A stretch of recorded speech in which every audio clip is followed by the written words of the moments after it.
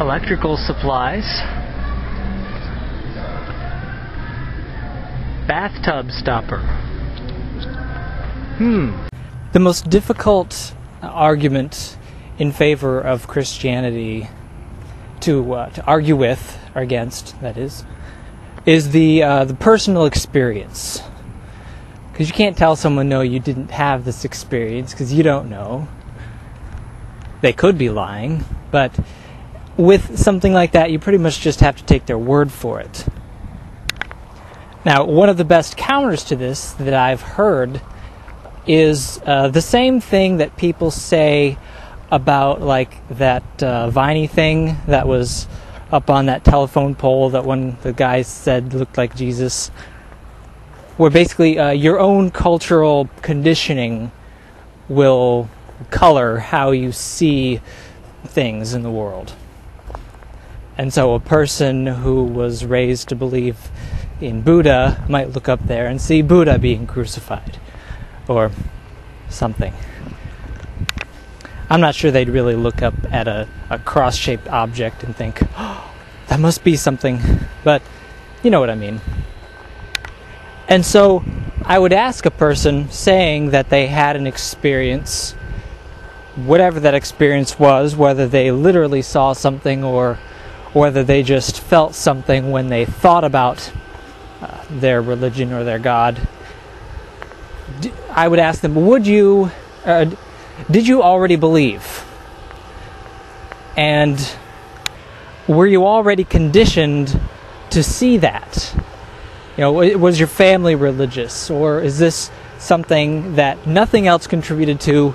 You saw Yahweh in your room one night, and there's nothing else that possibly could have been. No one else would have seen anything different, and it's not due to any other outside influences. Because here's what I used to do. Back when I would believe in things superstitiously, I would take what I want to believe, then I would look at the world and sort of interpret things to confirm what I wanted to believe.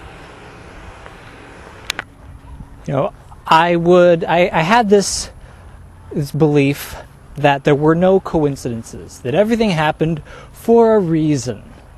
Putting air quotes around "for a reason," just so you know.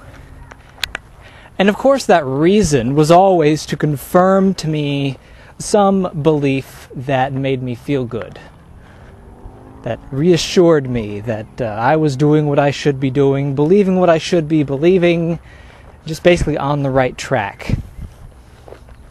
I wanted to believe that I was right.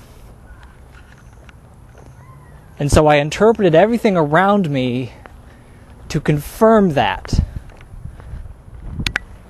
And so any possibilities like coincidences, I just closed my mind to. I said, no, there are no coincidences.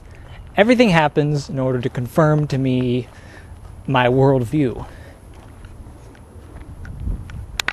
And so when you talk to a lot of religious people, especially people who were raised with it and never really considered anything else, you ask them for evidence of their religion, and they say, just look around you. Everything is evidence of our religion. Of my religion, I should say. That's what they would say.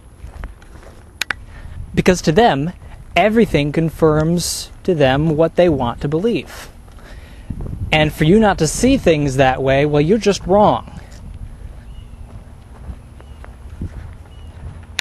And the more emotionally attached they are to this thing being true, the worse it is for you to disagree with them. You know, up to the point where if you don't believe them, you're going to be tortured forever one day. And it's important to them that they convince you. Because if they can do that, that also confirms that they're right. And anything that you say or do that they can latch onto as any sort of point of weakness in your argument is a confirmation of what they believe.